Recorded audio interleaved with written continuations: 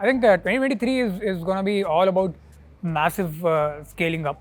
In places like Kerala, Ather is the number one selling EV. We have to work on the awareness level on the northern side. I've heard cases where people are like, in the family there's a fight who will take the Ather, and then other who loses has to take the IC engine vehicle.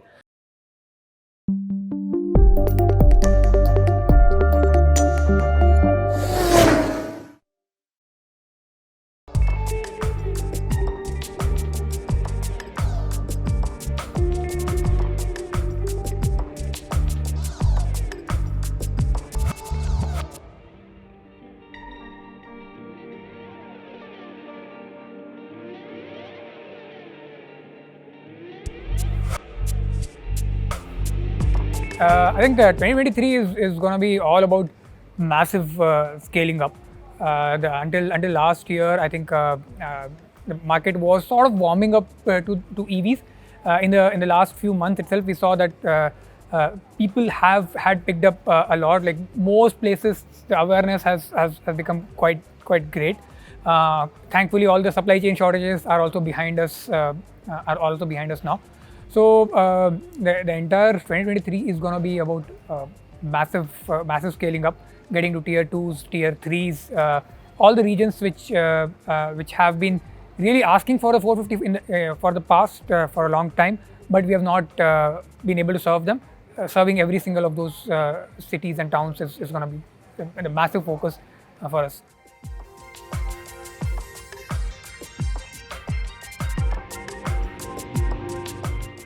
I think by far, obviously, the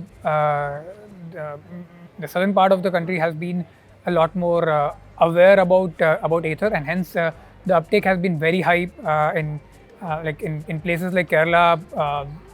Ather is the number one selling EV. So South has been really great. The primary reason I can attribute is a lot more awareness. We started selling in Bangalore first. We started selling in Chennai.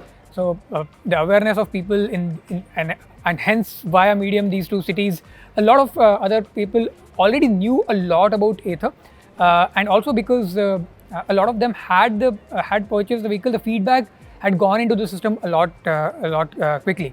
The north and west is actually also doing quite good. I think Maharashtra is also doing quite great for us. I think the awareness level, we have to work on the awareness level on the northern side, and more so ever, as already we have sold quite a few vehicles up north.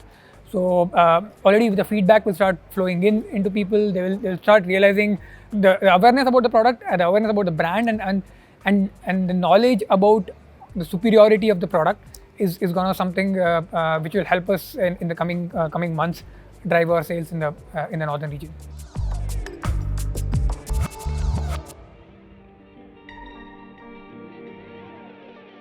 It's a mix, but most people, I think it is their only two-wheeler, or maybe they bought a second scooter because they needed it. But it is not. If your question is more about, okay, is this like a backup scooter for them? That's definitely not the case. Most people use, even if they have two scooters, I've seen most people use the Ather or the 450 as the primary vehicle, and actually the IC engine vehicle is sort of sitting on the side gathering dust. I've heard cases where people are like, in the family there's a fight who will take the Ather, and then other who loses has to take the IC engine vehicle.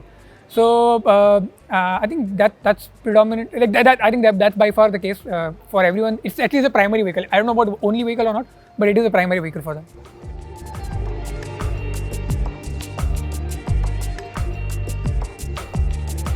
Talking about the hill hold or the auto hold, actually, which is because it's a more mature implementation of the hill hold feature itself.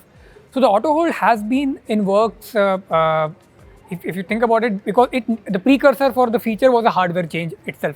So we have been working on the hardware change almost for 2.5 years. The hardware change was implemented when we launched the Gen 3. That was back in July.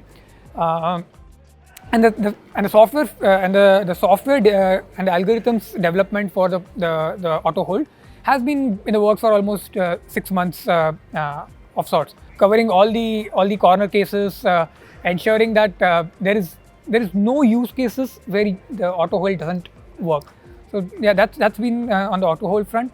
The maps, actually maps is one part of it, but the entire development of the AtherStack 5 has been in works all for almost again almost a year.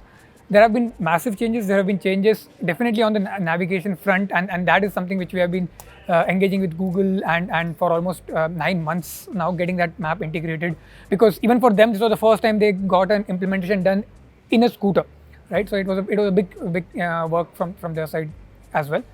The entire UI development was actually a re-architecture of the entire Android application which runs on the vehicle. So developing that, stabilizing that is something which almost took about 9 to 12 months.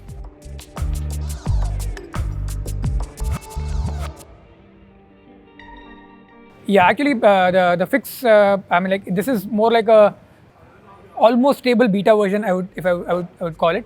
There are few tweaks which we need to do, which will happen, and this is, for the most part, it works. But in some cases, we have seen some lags.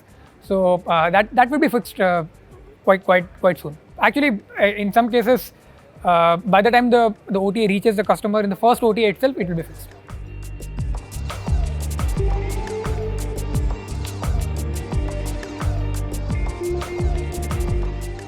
So just to without revealing too much, if I were to talk about it, the advanced region essentially is again similar to, we don't like to make feature which is we want to like to differentiate between a tech and a feature.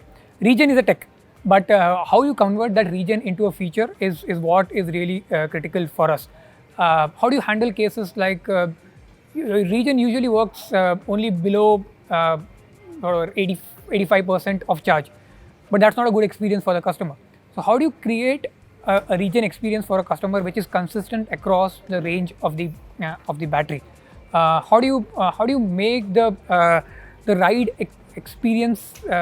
You should feel as confident on region as you feel while doing your physical brakes. So getting this sort of fine tuning those aspects is what we call it as advanced region. Yeah, I think that's all I can say about it as of now.